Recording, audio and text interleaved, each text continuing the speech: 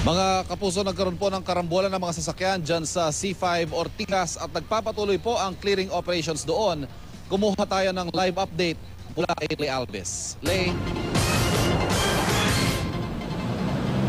Yes, iba, nandito pa rin tayo sa panulukan ng C5, itong intersection ng C5 at Ortigas. So kani-kanina lang ay naalis na yung isa sa mga truck na na-involved dito sa aksidente dito. At sa ngayon, pero ngayon nakahambalang pa itong truck na ito. May laman tong buhangin. So isa siya din sa mga na-involved nga kanina dito sa karambolang nangyari around mga 4:20 a.m. So makakausap natin yung pahinante ng truck na ito. Ano po ba yung nangyari? Ma'am, ito, sa amin ma'am, nakagupok kami. Tapos yung forward ko, bigla pong nag-U-turn po ma'am. Tapos papunta kami sana doon ma'am eh. Kaya lang napunta yan dito ma'am kasi iniwasan namin pero inaabot pa rin. Pero nasa ano po, yung sabi ng driver ko, kasalanan daw talaga na yung bumangga sa, yung nabangga po. Kaya ma'am, tapos nagulat na nga lang ako, yung kasama ko nagsisigaw na po. Kasi nakatalikod po ako ma'am eh.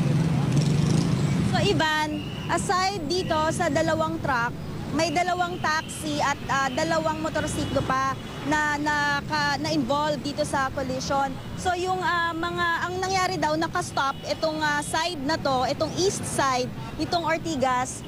Tapos yung nakago naman, itong bandang sa C5, yung isang truck, imbis na dumiretso siya at mag-U-turn, nag-left turn siya, na bawal nga.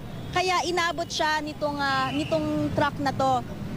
So sa ngayon, medyo nahihirapan lang sila na hilahin pa itong natitirang truck na to dahil talagang sirang-sira, kung makikita mo, sirang-sira talaga yung unahan. Pumasok yan dun sa katawan nung isang truck na narito ngayon. So sa ngayon, talagang matinding trapiko yung nangyayari dito. Matinding pag-ibigat ng trapiko yung nangyayari dito. Nakasarado pa rin itong east side, itong bahan ito ng east side ng nung daan na ito ng Ortigas. At ang ginagawa ay pinapa-detour sila doon sa isa sa mga inside road dito sa area. Yan muna ang latest mula rito, Ivan. Lay Alves, maraming salamat sa iyo.